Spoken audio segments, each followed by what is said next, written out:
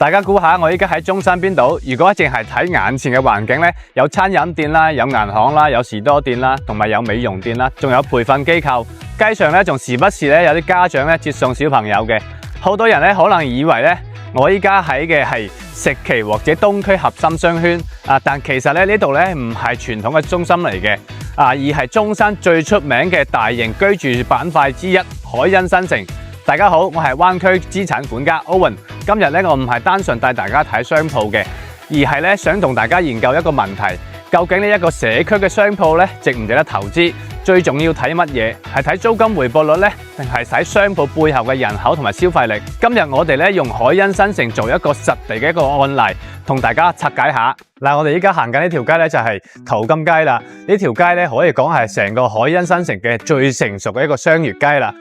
我哋依家咧睇到兩邊啦，睇到好多啲店鋪都開晒噶啦。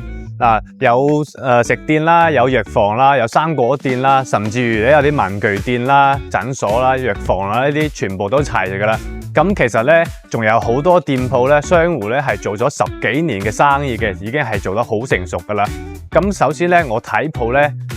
有個習慣咧，就唔係先睇佢租金係幾多錢嘅。首先咧我睇嘅係商戶。因為咧有啲商家咧願意長住喺度咧，咁證明咧佢一定係有生意做嘅。咁有生意做咧，咁證明咧呢度咧有足夠嘅人流啦。咁點解佢會有咁多嘅人流去支撐佢呢個屋苑嘅一個街鋪嘅生意咧？首先都要睇翻佢屋苑嘅居住人群啦。首先咧呢邊嘅主要咧都係以前買落嚟自己住嘅一個客群啦，唔會話係嗰啲投資客啦。就好似呢間燒味店咧都開咗10年噶啦。呢個招牌都打住係10年店慶啦，10年店慶隔離咧又有一間簡餐。咁你睇到咧成條街區食店有咁多都可以支撐到落去咁就證明咧呢邊嘅人群咧一定係掂嘅咁所以買鋪咧佢唔係話啲鋪俾啲電商衝擊到做唔掂咁樣咁又要睇買咩鋪啦咁我哋依家啲咁樣嘅一個成熟嘅街區嘅鋪咧係好值得入手嘅。雖然咧呢邊嘅一個人流咧睇落去咧唔會話好似嗰啲商場咁樣嘅人流人頭湧湧咁嘅一個情況啦，因為咧商場嘅人流咧主要係靠咩咧？靠平時啲人去行街啦購物 shopping 啦呢啲啦但係咧多數咧係靠咩咧？靠旅客為多。但係咧我哋屋苑樓下啲街區啲鋪咧，通常嘅人流咧就係上邊嘅住戶比較多，因為平時嘅住戶咧日常所需咧個覆蓋率係非常之高嘅。譬如啲藥房啦、老人家或者每個人啦都會有一啲身體唔舒服嘅情況啦，落去買藥咩嘅都係用得到嘅包括咧你睇到中國移動啦呢啲鋪生鮮超市兩間都可以做得掂所以呢邊嘅一個消費咧同埋租咧係一定冇問題嘅而且都係好好租嘅。基本呢邊放一間鋪出嚟咧，唔使佢1個禮拜1個月咁樣咧，都基本可以租得出去噶啦。你睇到周圍咧兩邊街都泊滿車你睇糖水店啦，呢啲全部都係做緊生意嘅。呢邊咧都係啱啱裝修好嘅一個美容鋪啦都係做得好耐噶啦。你睇到呢啲廣告牌咧就已經發覺咧佢好殘舊噶啦，呢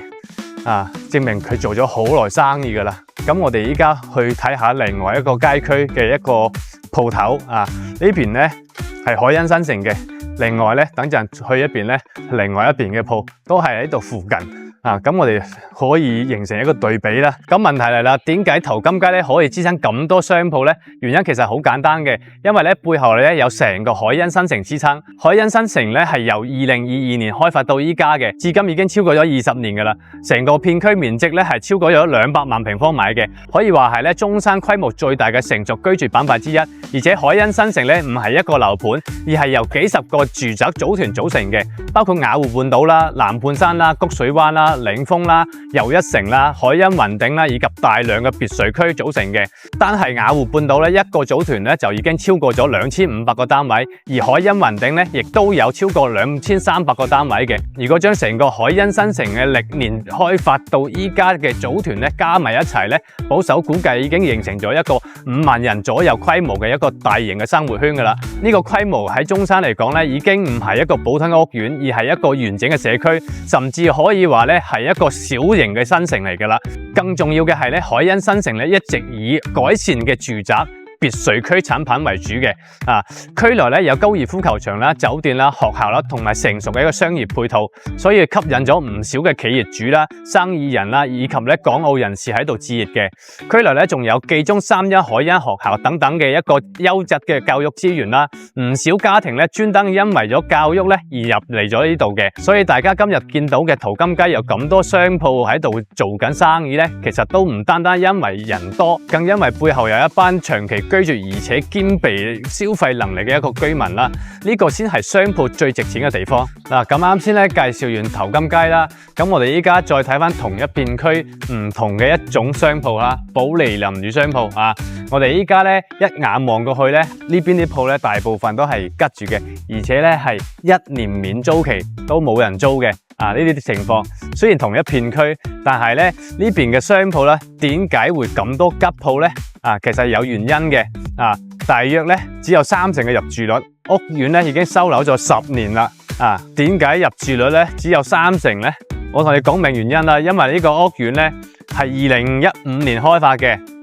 咁嗰陣時咧正係房地產一個上升期啦，因為咧佢呢度咧係近深中大橋嘅，所以咧就係非常多啲投資客買樓嘅地方啦。咁就咧導致咧依家入住率咧上唔到去，咁樓下呢啲鋪咧都會有生意啫，係咪？所以買商鋪咧就記住啦，前期咧千祈唔好買嗰啲投資客多嘅屋苑啦，會死得好慘噶。咁我哋依家一路上去睇下啲鋪咩情況啦。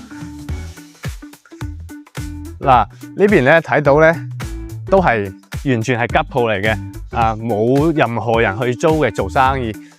咁呢邊咧有啲裝修材料噶啦，但係亦都吉咗噶啦，已經冇生意噶啦，已經老細都走佬啦。再睇翻咧呢邊嘅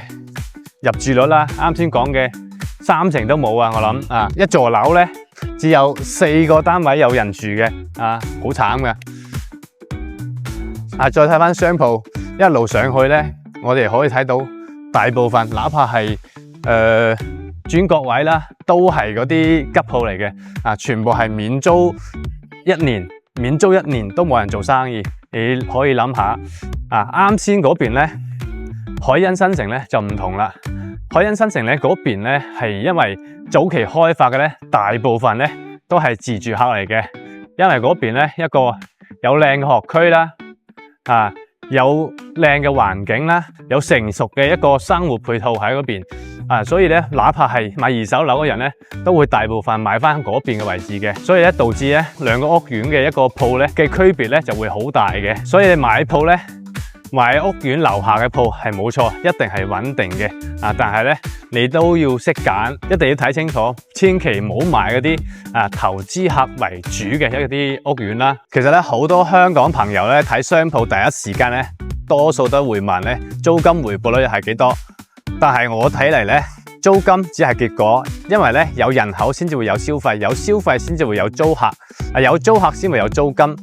今日實地睇完咧海欣新城淘金街咧，相信咧大家都明白點解淘金街咧可以經營咁多年，點解保利林宇樓下嗰啲商鋪咧會咁多係吉嘅。